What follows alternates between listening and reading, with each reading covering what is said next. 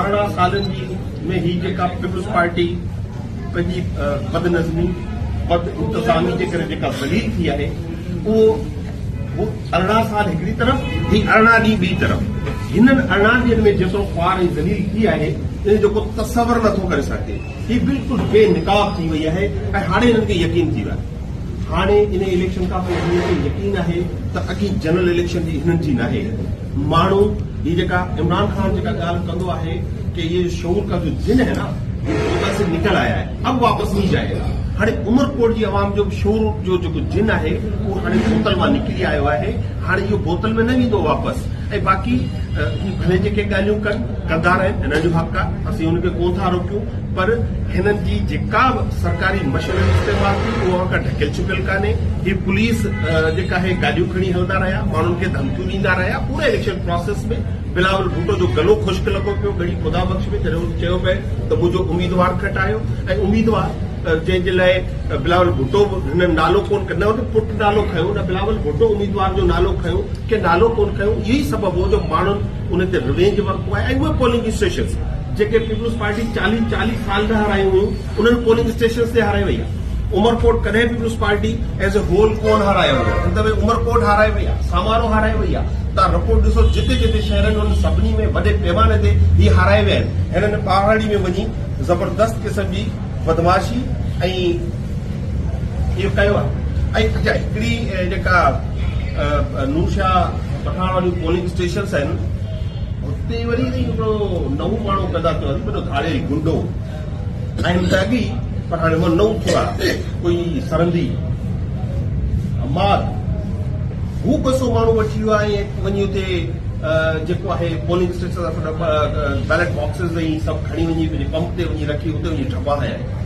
यार हिकिड़ो हिंदू माण्हू बीठो आहे तव्हां अॻे हिंदुअनि सां इहो ज़ुल्म कयो था पिया तव्हां उन्हनि खे ज़बरदस्ती मुसलमान करियो था ऐं हिकिड़ो हिंदू माण्हू जेको बीठो आहे जेको उन्हनि जे ख़िलाफ़ आहे उहो हिंदू माण्हू जेको चए थो इहे ज़बरदस्ती मुसलमान करणु बंदि करियो तव्हां हाणे हू जेकॾहिं टूटिजे थो त तॾहिं बि तव्हांखे एतिराज़ तव्हां उन हिंदू माण्हू खे तव्हां इलेक्शन जो हक़ बि नथा ॾियो तव्हां हुननि खे जेकॾहिं वोट पए त तव्हां उहो वोट करण बि नथा ॾियो इहा बदमाशी आहे इहो घणो असो न हली सघंदी तव्हां आलिम आहियो तव्हां पढ़िया लिखिया पंहिंजो पाण खे चवंदा आहियो तव्हां ख़िदमतगार चवंदा आहियो इहे हरकतूं त घटि में घटि न करियो जंहिंजो हक़ आहे हुनखे हक़ ॾियो ऐं इहो ज़ुल्म ऐं ज़्यादती तव्हांजी घणो असो हली कोन सघंदी ऐं मूंखे ॾाढो अफ़सोस थियो आहे तव्हां वोट करियो आहे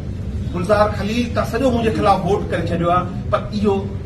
जेको जंहिं इहो बदमाशी कई आहे उनखे इहो बदमाशी न करणु घुरिजे आहे हिकिड़ो पीर साहिबु आयो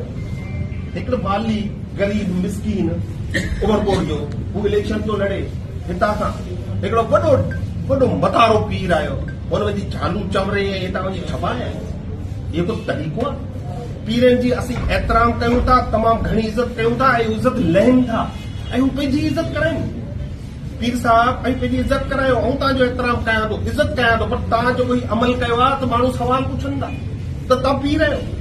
ही पीरनि जो कमु आहे हिकिड़ी ॿ टे पोलिंग स्टेशन ते तव्हां वञी 700 खे 1700 करे तव्हां हुकम करियो तव्हांजा मुरीद करे छॾंदा उहो कंदा आहिनि पर तव्हां पाण जी बज़ात ख़ुदि एॾो प्रेशर तव्हां ते एॾो प्रेशर एॾो कुझु तव्हांखे चयो त पीर साहिब तव्हां ख़ुदि वञो हिकिड़े मिसकीन माण्हू जे ख़िलाफ़ तव्हां पीर लाथा 8000 पुलिस लाथी तव्हां 20 SP लाथा नकली SP लाथा 50-100 खनि तव्हां MPs MNAs लाथा एतिरो तव्हां एॾा शौक़ीन आहियो त मुंहिंजो कुझु जंग वंग लड़ो ऐं तव्हांजे हिंदू माण्हू खां था लड़ो चाहे मिसकिन माण्हुनि खां था विड़ो